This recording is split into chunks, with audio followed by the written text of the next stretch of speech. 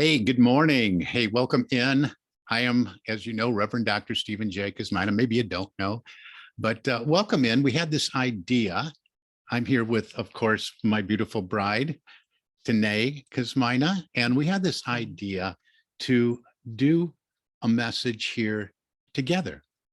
And we got this idea for a number of reasons, which I probably just explained to you before you're looking at this. So let's get right into it because we want to keep this in the time frame of a regular lesson or message that we put out there. And, you know, it was coming to mind when first of all, when I had this idea to do this with you is what a lot of people don't know about you is perhaps your background. Tene grew up with this.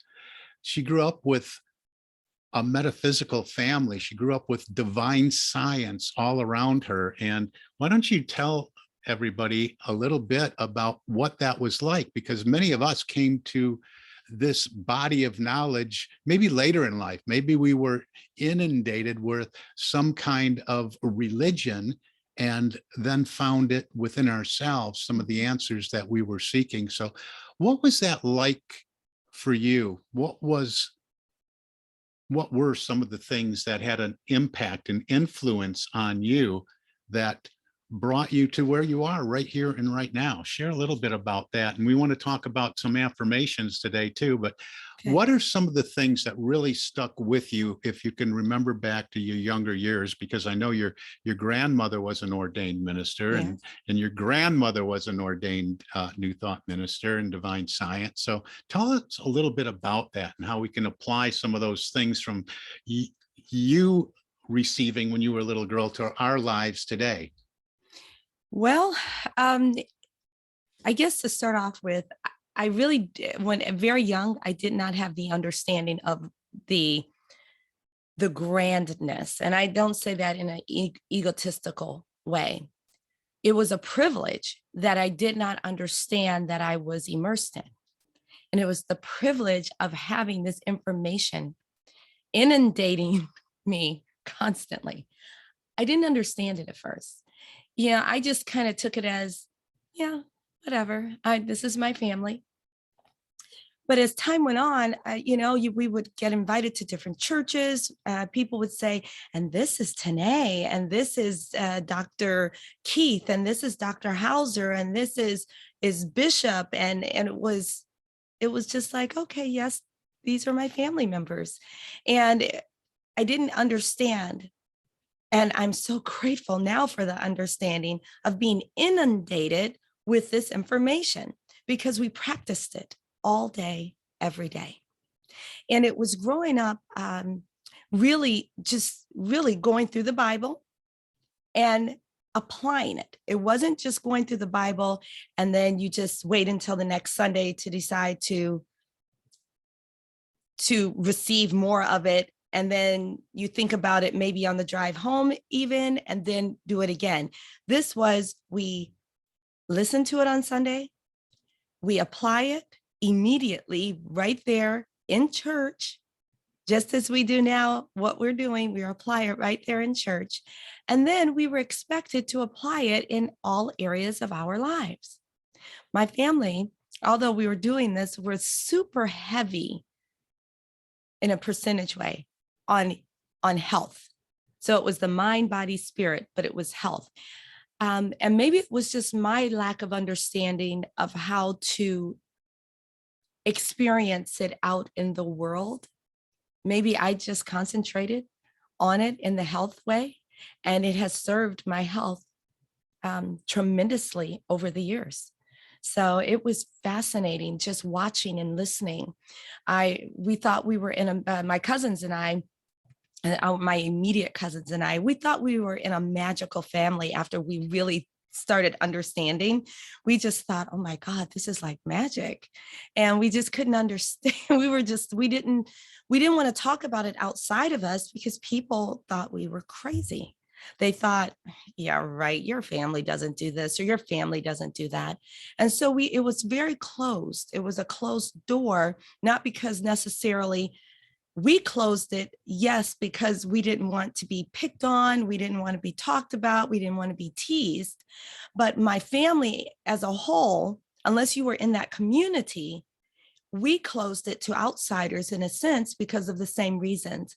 They wanted us to understand it, apply it, and go forth just as it's told in the Bible, but we weren't supposed to necessarily talk about it with others. And if you, I constantly see the parallel with what you read in the Bible and how I grew up. You go out and you demonstrate, because you can talk about it all day, but you have to demonstrate it. And that's what we did. Yeah, I think that's important. It's let the demonstration do the speaking. Exactly. You know, and knowing your grandma, I know you're not talking from the standpoint of, well, don't go out there and start talking about it and preaching about it because nobody's going to believe you and you're going to get picked on. I think she really embedded in you that, hey, just do it. Just do it. Just be what you are. And we talk a lot about be, do, and have. Yes. And when we're being, let's look at the intangibles of that. When we're being what we want to express in the world, when we're being the Christ of God, God pressing out into visibility in, as, and through us, well, then that really speaks for itself. Yes. And that's what you're saying. It's like our whole life becomes an affirmation. Yes. And I love that you said that we just don't do it on Sundays. We just didn't do it on Sundays. We didn't get the message and then just leave there. It's, you know, time to go out to breakfast, time to have that dinner. We were charged with being accountable. Yes. Isn't that what we're talking about? Yes. Being accountable. Hey, here's the principles. Here's how they were modeled and demonstrated by our teacher, our master teacher and way shower, Jesus Christ. This is what he did. Yes. This is what it meant. This is how he showed us to live. Now, here's how it looks for you in this day and age. Go out there and do the same thing. Exactly. Walk the walk, talk the talk, model it, demonstrate it. And I love that. And I love that about your family. Yeah. It's like you don't shut the switch off. You don't shut it off. And that has been part of what I teach and the message and the lessons that I've shared since the very beginning. Yes. Because it feels so good. It does. Everybody often hears me say, when you're feeling good, you're feeling God. Yes. When it comes to this positive path for spiritual living. So don't shut that off on Sunday morning. And one thing I wanted to get at, we're being that affirmation, but did you use a lot of affirmations growing up? I mean, was that something that you were taught from a very young age? Yes. So our affirmations came from the Bible. Those were our affirmations. So my great grandmother would take, and I still do it to this day, talk about being programmed. You take portions of it and you start taking part of one scripture and put it with another, or the complete scripture as itself. And our main affirmation that we had, and actually we had it on the wall, was the Lord is my light and my salvation. Whom shall I fear? The Lord is the strength of my life. Of whom shall I be afraid? It was on everything. It was on every piece of literature that she had made, every promotional material. It was on the wall. It was before before she spoke and before each and every person she ordained spoke. Unless you were an outsider coming into the church, you had to say that affirmation before you began your demonstration. So your talk and then demonstration of what it was that you're supposed to be bringing as a message to the congregation. And it was in everything. It didn't matter if it was at just a regular church service, or if it was at a funeral, or if it was at a family birthday party. Yeah, and if it was at a family birthday party, more than likely it was silently said. And then, but usually there was a prayer of some sort. But yes, that was our main one. And we had several more. We had a lot of invocation seals as well. And an invocation seal is the same thing as an affirmation. It's something that it's what you're going through. How do you say it? It's what you're expressing as your belief of saying, I'm putting the stamp on it. And again, it comes straight from scripture. So we would have our invocation seals. But I will say, as life went on, the one invocation seal that I really adopted more so, not even more so, maybe equal to the Lord is my light and my salvation, whom shall I fear, is the one that we say at church. One of our ministers, Dr. Linda McCall, she said it one day at Detroit Unity Temple, and I was like, oh my God, I love this. I really absolutely love this. And it stuck with me. And that's what I do. So What is it? What was it? oh, the one we say every day, every Sunday. I am now in the presence of pure being. Oh, our Charles Fillmore invocation. Okay. All right. I was wondering which one, because we do a couple of Oh, them. yes. No, it's that one. I fell in love with that one. So now I've adopted that and anything with I am. So I just, if I'm constructing something new that I want to say, that I need to reignite something within me that I think I need fresh, I still go to foundation. I have to build my foundation there. But then I start reconstructing the words, and I come to you as well. Well, it's those I am statements, those affirmations start with I am statements. And I remember one of my very, very first books that I bought. I first walked into a Unity church. It was a little later in life than you, because you were just born right into it. But I first walked into a Unity church in 1980. Now, I had a little kind of a book at home about the subconscious mind. But when I saw those books in the Unity church I walked into, I wanted to get my hands on some of this stuff. It's like, wow, this is just amazing. One of the first books I bought was by Florence Scovel Shinn. Oh, I love her. Yeah. And it's Your Word is Your Wand. Yes. And that was filled, and it is filled. I think we even have it, in one of the bookstores. And it's just filled with affirmations. Yes. But she categorized it for health, and just page after page for health, affirm this, for abundance and prosperity, affirm this, for difficulty on the job, for a new job. And it just went on and on and on. And I just fell in love with that. That's what I wanted to talk a little bit more about, because if we get to the point where we've been around affirmations all our lives, and we do say them in church on Sunday still, and we put them on the screen and have things that we affirm, but we don't have the impact of an affirmation unless we attach feeling and emotion to it. Because what we're really doing too is it becomes our prayer, it becomes our dominant thought when we do it over and over and over again. But we're making an impression too on our subconscious mind. We're really giving it instruction. We're claiming these words that we state in an affirmative way. We're claiming them by divine right.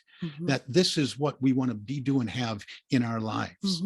And what I did, and this is interesting in a way, and looking back and seeing that I still have these, I'll tell you what these are in a minute. I bring them up in some of our classes.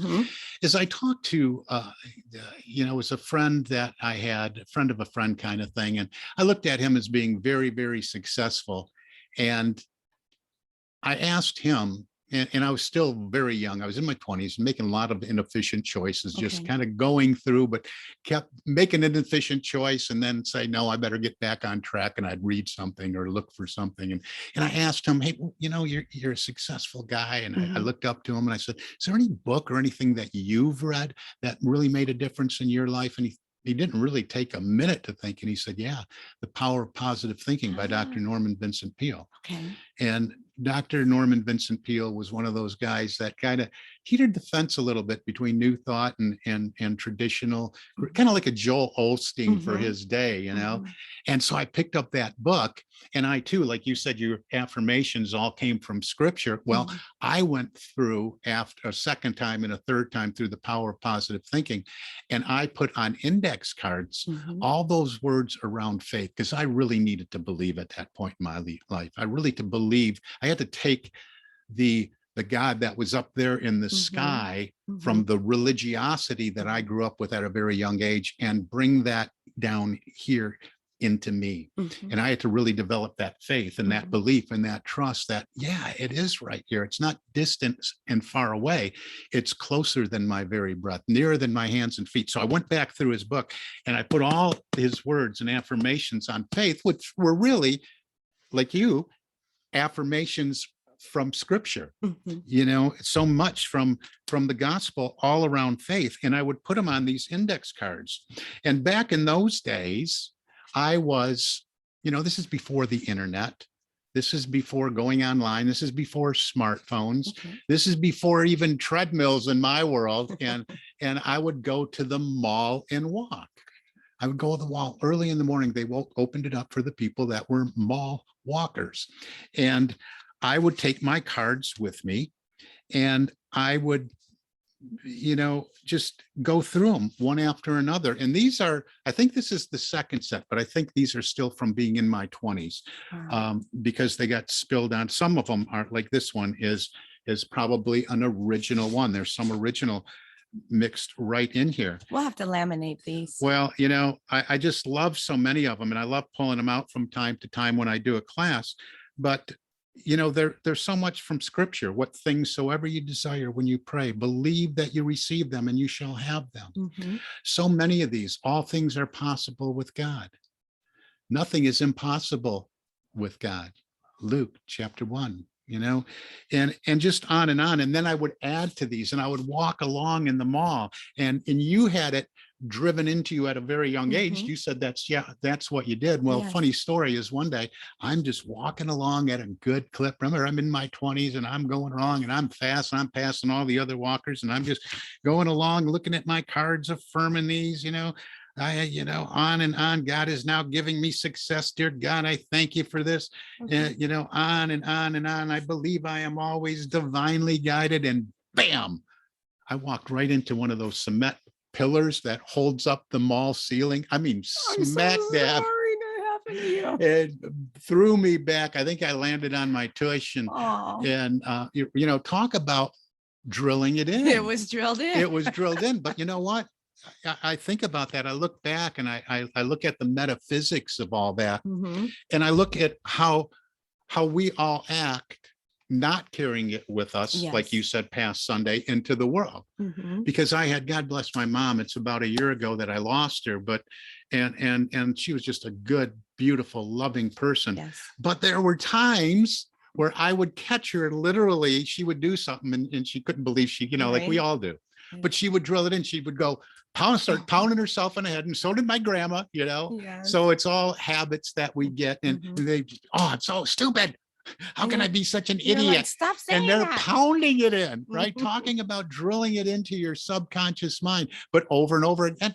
Make no mistake, that is an affirmation as well. Mhm. The words we speak, Yes. especially the words we speak after we state I am, Mhm. are affirmations. They're claiming us. And so many of us make those affirmations in a negative way. Mhm. Affirmations in a negative way are really a prayer Yes. for what we don't want to happen to come true. That's what worry is. Worry is a prayer for what we don't want to happen to come true in our lives. So, And it's going to come true because the feeling nature of saying, I don't want it to come true, I don't want it to come true, will make it come true. yeah. And so that's really the takeaway, I think, from today is Mhm. is take some of these affirmations, whether you hear them here on Sunday, Yes. whether they're part of our daily word, whether there's something that you read in your own time of contemplation, prayer, and meditation. Take those affirmations, write Right. them down, have a separate Exactly. notebook, and look at them, read them over and over again. Write them down over and Yes. over again, but put the feeling and emotion. If the feeling's not there, if the emotion's not tied to it, Right. it's not going to go anywhere. It just remains on the surface. You might have felt good when you said it. You might have Right. said, that's nice, but it's not something that you're embodying, and it's not something that is making an impact and having an influence on the subconscious mind, because we have to drill it in there. Because when we start to do something that's contrary to what we are affirming, the subconscious mind will raise that affirmation front and Yes. center and says, well, wait a minute, you're not that, because you've been affirming, I am so happy and grateful now that I am, Mhm. or I can do all things through Christ, which strengthened me. That's from Philippians, and on and on. I love yours. And that, wrapped in emotion and feeling, said over and over and over again, written over and over and over Yes. again, will come up whenever you veer off course. And we all do from time to time. We get off the path this way, get off the path this way. We're Mhm. distracted. those affirmations are powerful. They are. And they'll get you right back on course. I can't believe how long we go. I love doing this I together. do. But We'll do more. what do you got to put a bow on this and wrap it up? Well, I was going to say get journals, because that's what I did. And before I even got into journaling, my affirmations, writing exactly what I wanted, because of course, how you're feeling, if you want to create that new feeling or new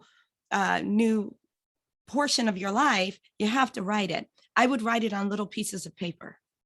And this is, I still do it to this day, but I would write it on little pieces of paper. And those were my affirmations of writing exactly in clarity what it was I wanted.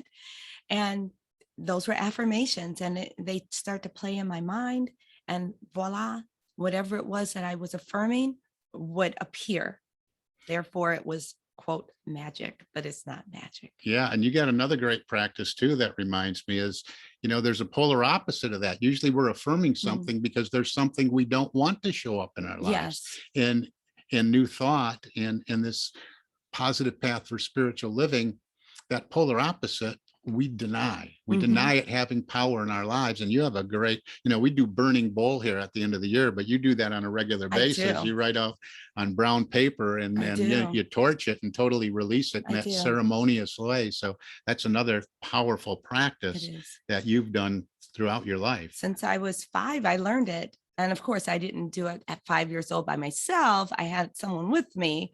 But yes, we did that. So you weren't under the stairs playing with matches? I was not under the stairs playing with matches. All right, everybody. We've had fun doing this, and we wanted to share it with you. We thought this was strong and powerful and a great message for this Sunday. Hey, thanks for allowing this format to come to you this way. We hope you enjoyed it, and we had our little vacation here. So thank you so much. God bless you. And let's get on with the rest of today. God bless you. God bless you.